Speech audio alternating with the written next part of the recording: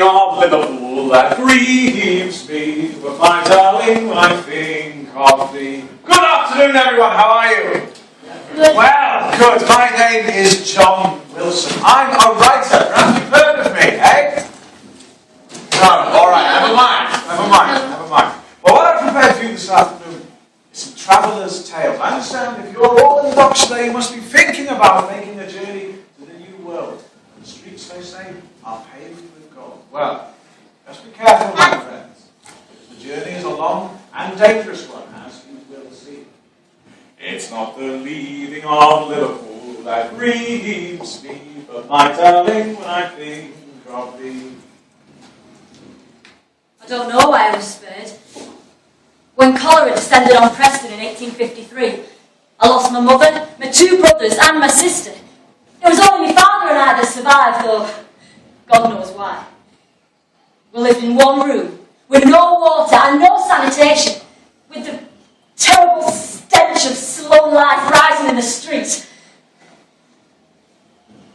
I'd toil long days for a few pence, which my father then said he gave to our landlord.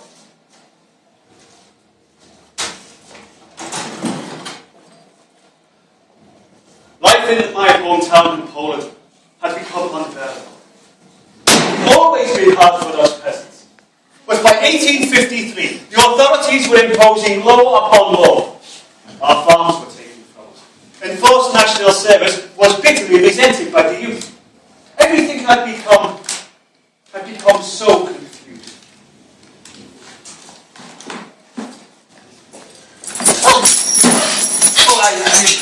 I'm so sorry. Here. It is yours. Now, as I've often been requested by my relatives back in England to give a comprehensive account of the sufferings that I encountered on my voyage from Liverpool to New York, I've decided to consult my old battered journals.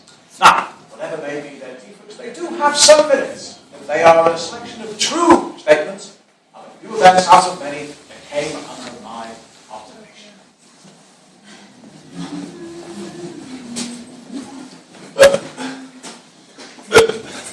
Hey Mary! Hey Mary, is that you, eh?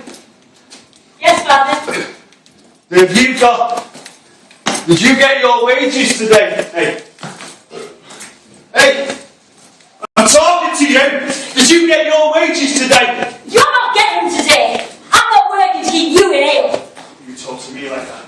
You give me that money! No! Mary, come away with us. We're going to America. Our friend who gives a lift to the docks in Liverpool. We can get a ship from there.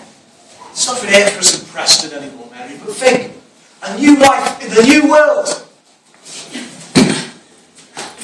I'm going out now. You have my tea ready when I get home.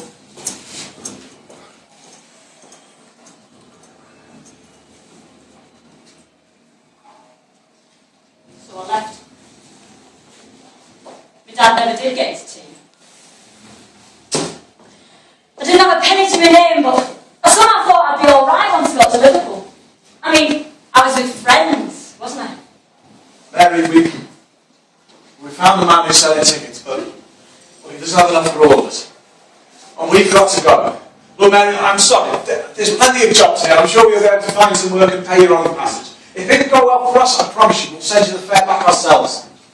I'm sorry, Mary.